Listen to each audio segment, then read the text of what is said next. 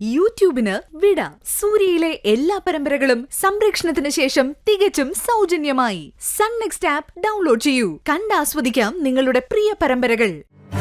അന്ന് അമ്പിളിയും മാഷും ഭക്ഷണം കൊണ്ടുവന്ന കാര്യത്തിന് തന്നെ ഇവന്റെ വേറു വ്യത്യാസം ഞങ്ങൾ അനുഭവിച്ചതാ. ശബരി, ഭാര്യയെ സ്നേഹിക്കേണ്ടെന്നോ അവരുടെ വീട്ടുകാരെ സ്നേഹിക്കേണ്ടെന്നോ ഒന്നും ഞങ്ങൾ പറയുന്നില്ല. പക്ഷെ അതിന്റെ പേരില് മറ്റുള്ളവരെ കുറ്റപ്പെടുത്താൻ വരരുത്. ഇതിപ്പോ നിങ്ങൾ തെറ്റ് ചെയ്തിട്ട് എന്നെ വിചാരണ ചെയ്യുവാണോ? എല്ലാത്തിനും ഒരു പരിധിയുണ്ട്. അത് കഴിഞ്ഞ എന്താ വേണ്ടതെന്ന് എനിക്ക് അറിയാം. മരമുണ്ട്. എടാ അച്ഛാ, ഇതൊക്കെ എന്റെ കുഴപ്പ.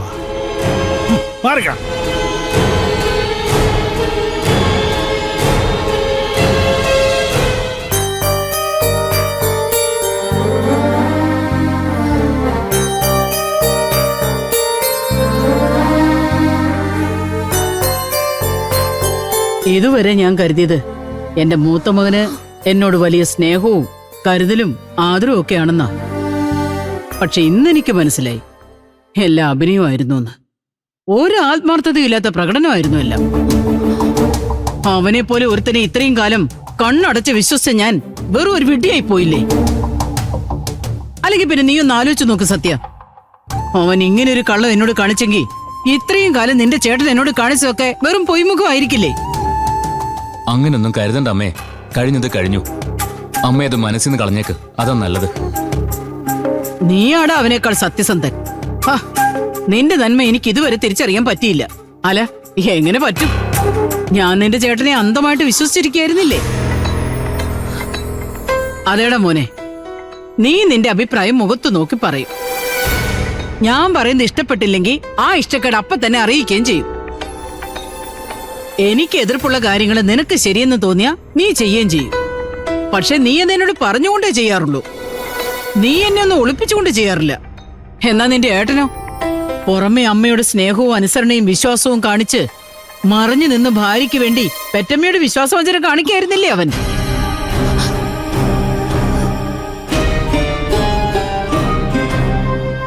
വീടമ്മേ, പിന്നെയും പിന്നെയും അത് തന്നെ പറഞ്ഞ് വെറുതെ മനസ്സ് നീട്ടിയിട്ട് എന്തിനാ? അമ്മയുടെ മനസ്സ് നൊന്താ അത് ഏട്ടനെ ദോഷം ചെയ്യും. ദൈവദോഷം കാണിച്ചതിനേ ദോഷം വരണം. എന്റെ മനസ്സ് അത്രമാത്രം കരഞ്ഞിട്ടുണ്ട്. എന്താ ഏടത്തി ഇതൊക്കെ? ഏട്ടനിത് എന്തു പറ്റി?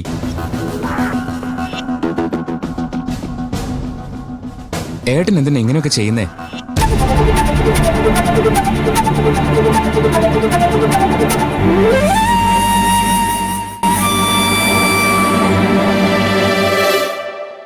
ഒന്നുകിൽ അമ്മയുടെ ഇഷ്ടത്തിനനുസരിച്ച് അമ്മയുടെ ശരിക്കും തെറ്റിനും എല്ലാം കൂട്ടുനിന്ന് അമ്മയുടെ കൂടെ ഉറച്ചു നിൽക്കണം. അതല്ല, ഏട്ടൻ ഇപ്പൊ സ്വന്തം കുടുംബത്തിന്റെ കാര്യങ്ങളാണ് കൂടുതൽ താല്പര്യമെങ്കിൽ അമ്മയെ ധിക്കരിച്ച് പൂർണ്ണമായി അതിന്റെ കൂടെ നിൽക്കണം. അല്ലാതെ രണ്ട് തോണിയിൽ കാലും വെച്ച് രണ്ടും കെട്ട നിലയിൽ പോവേണ്ട കാര്യം എന്താ ഏട്ടാ? എന്താടാ, എന്താ നീ ഇങ്ങനെയൊക്കെ പറയുന്നത്? പിന്നല്ലാതെ, നമ്മൾ എല്ലാവരും അടങ്ങുന്നതല്ലേ ഏട്ടാ ഈ കുടുംബം. നമുക്കിടയിൽ എന്തിനാ ഒരു ഒളിവും മറയും? ഏട്ടൻ എന്ത് ചെയ്യുമ്പോഴും അത് ഓപ്പണായിട്ട് ചെയ്താൽ എന്താ? എടാ, അത് വെറുതെ ഒരു പ്രശ്നം ഉണ്ടാവണ്ടെന്ന് കരുതിയാ ഞാൻ. ഒരു അഡ്ജസ്റ്റ്മെന്റിലൂടെ അല്ലേ എല്ലാവരും ഒരുമിച്ച് കൊണ്ടുപോകാൻ പറ്റും. അതാണ് ഏറ്റവും വലിയ പ്രശ്നം. സ്കൂളിൽ പഠിക്കുന്ന കുട്ടികള് വീട്ടുകാരറിയാതെ സിനിമയ്ക്ക് പോകുന്ന പോലെയാണോ കുടുംബത്തിലെ മൂത്ത മോനെ ഏട്ടൻ ചെയ്യേണ്ടത്? സത്യ, ഞാൻ പറയുന്നത് നീ ഒന്ന് കേക്ക്.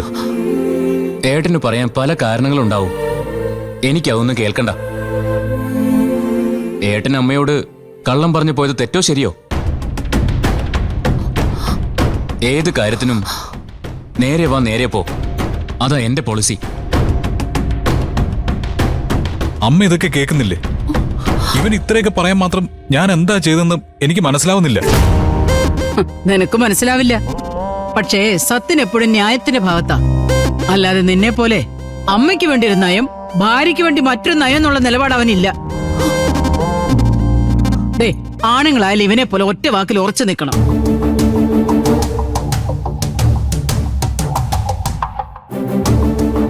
അമ്മ ലോകത്തിൽ ഏറ്റവും കൂടുതൽ സ്നേഹിക്കുകയും വിശ്വസിക്കുകയും ചെയ്തത് ഏട്ടനെയാ. ആ അമ്മയോട് ഏട്ടൻ നുണ പറഞ്ഞ അമ്മ അതെങ്ങനെ സഹിക്കും?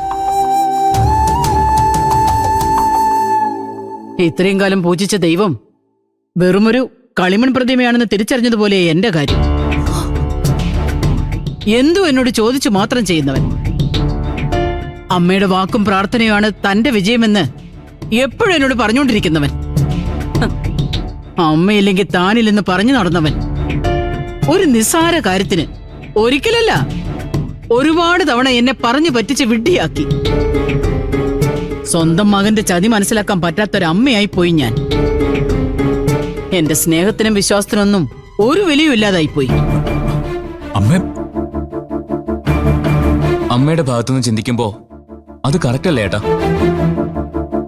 ഇത്രയും കാലത്തെ അമ്മയുടെ കണക്കുകൂട്ടലും കാഴ്ചപ്പാടുമല്ലേ ഒറ്റ ദിവസം കൊണ്ട് നഷ്ടപ്പെട്ടത്? സത്യം, നീ എന്തുവാടാ? നീ അമ്മയെ ഏഷണി കൂട്ടുവാണോ? ഞാനെന്തിനാ അമ്മയെ ഏഷണി കൂട്ടുന്നേ? അമ്മ എന്താ കൊച്ചുകുട്ടിയാണോ? അമ്മയ്ക്ക് അമ്മയുടേതായ അഭിപ്രായം ഉണ്ട് ഏട്ടാ. ഞാൻ എനിക്ക് മനസ്സിൽ തോന്നിയ കാര്യം മാത്രമാണ് പറഞ്ഞത്. എടാ സത്യ, ഞാനൊരു കാര്യം തീരുമാനിച്ചു. എന്താ അമ്മേ? എന്റെ മൂത്ത മകനുള്ള മുഴുവൻ വിശ്വാസം എനിക്ക് നഷ്ടപ്പെട്ടു. ഇനി ഇവന്റെ തണലിൽ ജീവിക്കാൻ എനിക്ക് താല്പര്യമില്ല. അതുകൊണ്ട് ഞാനും നീയും സോനയും ഈ വീട്ടിൽ നിന്ന് ഇറങ്ങുക.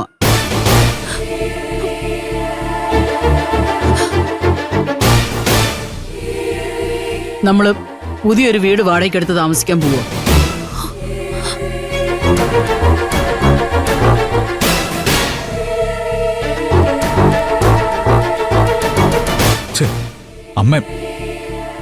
അമ്മ എന്തൊക്കെയാ പറയുന്നത്? ദേവി, ഇത് വേണ്ടാത്ത കാര്യങ്ങളൊന്നും ചിന്തിക്കില്ല അമ്മേ. എടാ സത്യ, നാളെ തന്നെ നീ അതിനുള്ള ഏർപ്പാട് ചെയ്യണം. എത്രയും വേഗം നമ്മൾ ഇവിടുന്ന് മാറുന്നോ അതായിരിക്കും എല്ലാവർക്കും നല്ലത്. എടാ, അമ്മ പറയുന്നത് നീ കേട്ടില്ലേ? ഇതിന് മാത്രം ഇവിടെ എന്താണോ ഉണ്ടായത്? അമ്മയോട് സമാധാനമായിട്ടൊന്ന് ആലോചിക്കുന്നത് നീ പറ സത്യ. വേണ്ട ഏട്ടാ, അമ്മയുടെ തീരുമാനം ശരി. എടാ സത്യ, എടാ നീ ഇതെന്തുദ്ദേശം എങ്ങനെ? എനിക്ക് വേറെ ഉദ്ദേശമൊന്നുമില്ല ഏട്ടാ. ഈ വീടിന്റെ ഇപ്പോഴത്തെ ഒരു അവസ്ഥയിൽ അമ്മ ഇവിടെ ഉണ്ടാവാതിരിക്കുന്നതാണ് നല്ലത്.